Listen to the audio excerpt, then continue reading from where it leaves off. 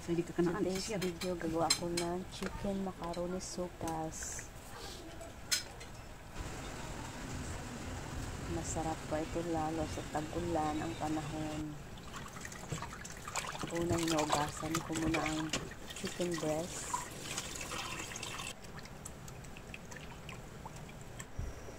Then, pakuluan natin ang chicken breast. Tapos naglagay ako ito ng 2 chicken cubes. Ito na siya, malambot ng chicken breast. Itabi natin at palamigin. Ito na siya, hindi na siya mainit. Himay-himayin na natin ang chicken breast. Igisa natin sa butter,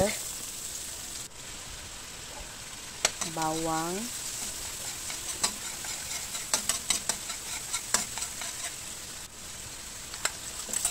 sunod natin ang sibuyas. Ayan siya. Halo-haloin lang natin hanggang sa mag-brown. And dinulog natin ang chicken breast. Halo-haloin lang natin siya hanggang sa mag-brown.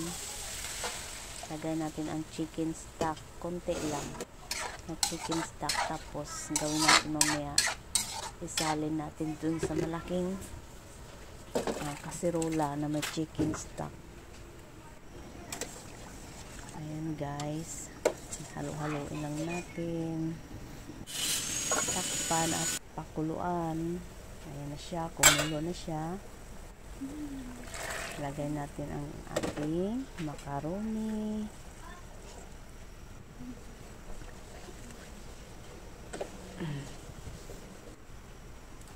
Lagay natin ang Chinese chorizo para lalong sumarap at malalasa ang ating sopas.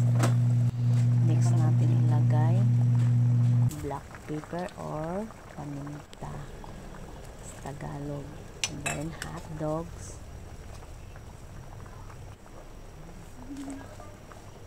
carrot,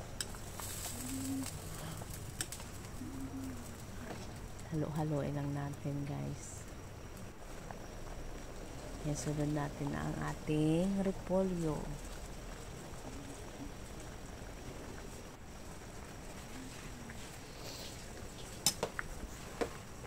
Halo-haloin lang natin.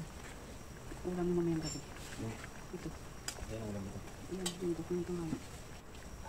Next, lagay natin ang celery.